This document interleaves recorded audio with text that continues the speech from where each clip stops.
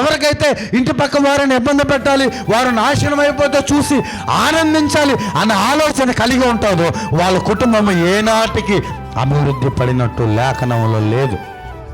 వారి కుటుంబం ఏ రోజు అభివృద్ధి పడినట్లేదు. ఎందుకంటే తెలుసా, నీవు దేవుని సన్నిధిలో ఒక మేలు పొందుకోవాలి అంటే దేవుని మందిరంలో నీ ఇతరుల కొరకు ప్రార్థించేవారిగా నీ ఉండాలి, ఇతరుల కొరకు మనవి చేసేవారిగా మనం ఉండాలి. దేవుడు ఇతరులకి ఏదైనా ప్రేమించి ఇచ్చిన ఆ కానుకలో, ఆ దీవెనలో, ఆ ఆనందంలో నీవు పాలిభాగస్తులుగా ఉండాలి. కానీ నీ ఇంట్లో చేరి వారిని బట్టి ద్వేషించుకునేవారిగా నీ ఉండకూడదు, వారిని బట్టి బాధపడేవారిగా నీ ఉండకూడదు, వారిని బట్టి అసూయపడేవారిగా నీ ఉండకూడదు. మనం ఇతరులని ప్రేమించే వారిగా ఉండాలి.